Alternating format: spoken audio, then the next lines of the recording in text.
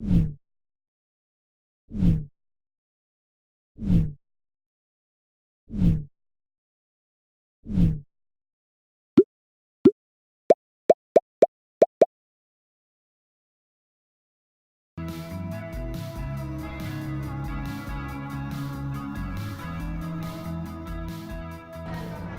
Razão Celeste é um jogo sobre astronomia.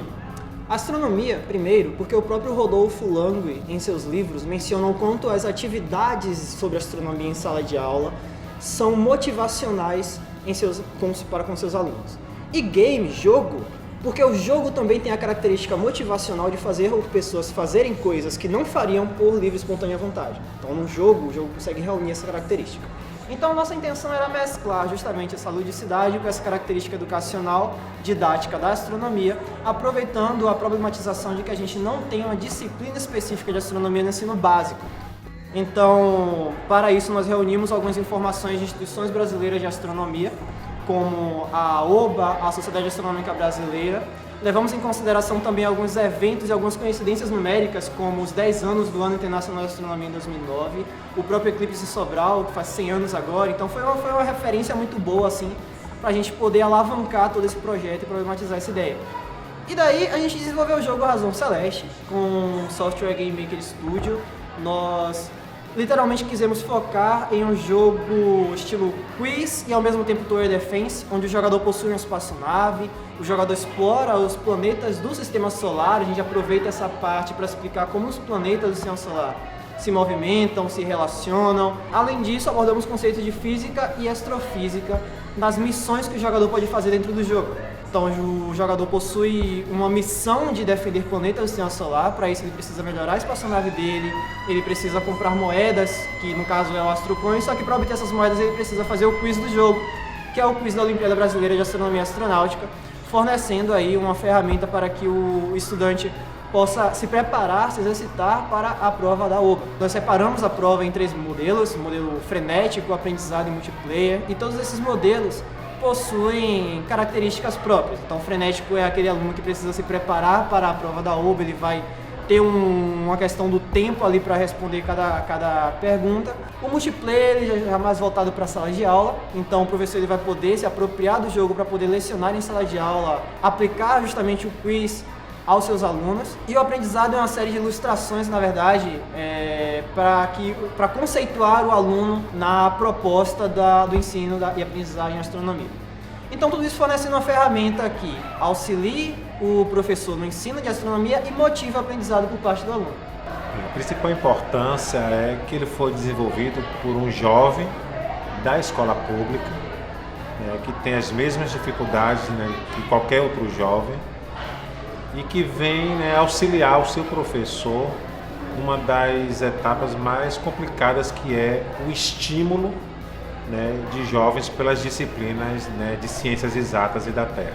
O fato de partir, da ideia ter partido do Maicon, isso tem uma relevância fundamental, porque outros estudantes se veem na mesma perspectiva que ele, e como ferramenta didática, isso é fundamental para a gente poder trabalhar em parceria com outros estudantes.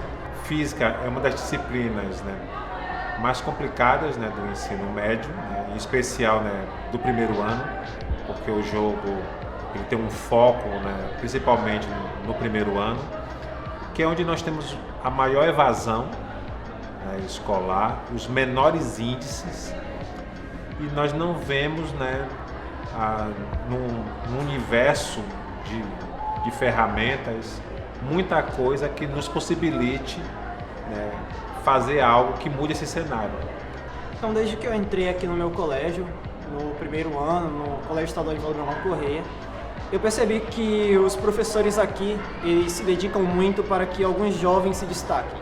Eles se dedicam muito para tirar o jovem da sala de aula e fazer com que ele, de certa forma, tenha um desenvolvimento, uma maturidade dentro da sociedade que ele convive.